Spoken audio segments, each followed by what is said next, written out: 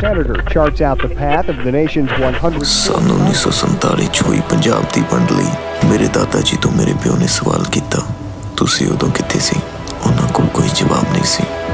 1964 ਚ ਹੋਈ ਪੰਜਾਬ ਹਰਿਆਣੇ ਦੀ ਵੰਡ ਲਈ ਮੈਂ ਮੇਰੇ ਪਿਓ ਤੋਂ ਸਵਾਲ ਕੀਤਾ, ਉਦੋਂ ਤੁਸੀਂ ਕਿੱਥੇ ਸੀ? ਆਵਾਜ਼ ਨਹੀਂ ਚੱਕੀ, ਉਹਨਾਂ ਕੋਲ ਕੋਈ ਜਵਾਬ ਨਹੀਂ ਸੀ। ਅੱਜ 2020 ਚ ਪੰਜਾਬ, ਹਰਿਆਣਾ ਤੇ ਹੋਰ ਨਾਲ ਲੱਗਦੇ ਸੂਬਿਆਂ ਦੀ ਕਿਸਾਨੀ ਦਮ ਤੋੜ ਰਹੀ ਹੈ ਤੇ ਸਾਡੀਆਂ ਆਉਣ ਵਾਲੀਆਂ ਪੀੜ੍ਹੀਆਂ ਸਾਡੇ ਤੋਂ ਸਵਾਲ ਕਰਨਗੀਆਂ, ਜਦੋਂ ਪੰਜਾਬ ਦਮ ਤੋੜ ਰਿਹਾ ਸੀ ਉਦੋਂ ਤੁਸੀਂ ਕਿੱਥੇ ਸੀ? ਪਰ ਇਸ ਵਾਰ ਉਹਨਾਂ ਨੂੰ ਜਵਾਬ ਮਿਲੂਗਾ।